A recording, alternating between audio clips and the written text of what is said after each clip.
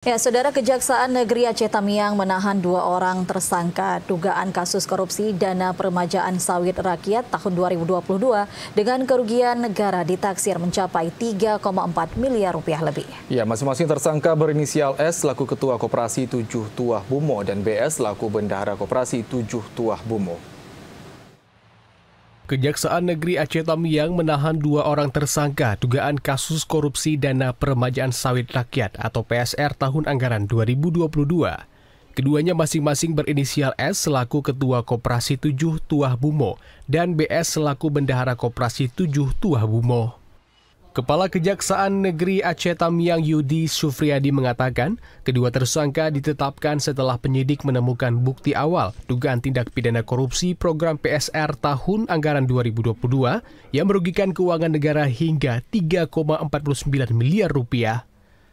Berdasarkan hasil penyidikan, kedua tersangka diduga secara bersama-sama memanipulasi data penerima dana program PSR dengan menggunakan dokumen palsu berupa surat hibah tanah terhadap 35 pekebun.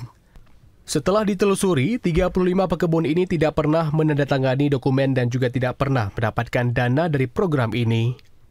Sementara fakta lainnya mengungkapkan bahwa lahan yang dihibahkan kepada 35 pekebun ternyata milik pribadi dan dikuasai oleh seorang saksi dalam perkara ini. Namun saksi mengaku bahwa dirinya tidak pernah menghibahkan lahan tersebut kepada pihak lain. Akibat perbuatan kedua tersangka ini, dana program PSR sebesar 3,49 miliar rupiah yang seharusnya untuk peremajaan tanaman sawit pekebun disalurkan tidak tepat sasaran dan melanggar aturan terkait program peremajaan sawit rakyat.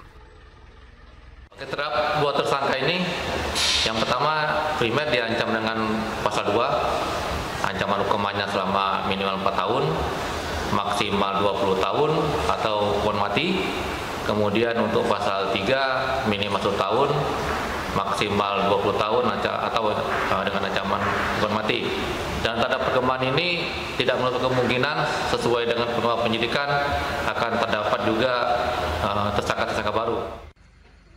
Untuk kepentingan penyidikan dan pemeriksaan lebih lanjut, saat ini kedua tersangka telah ditahan di Lapas Kelas 2B Kuala Simpang.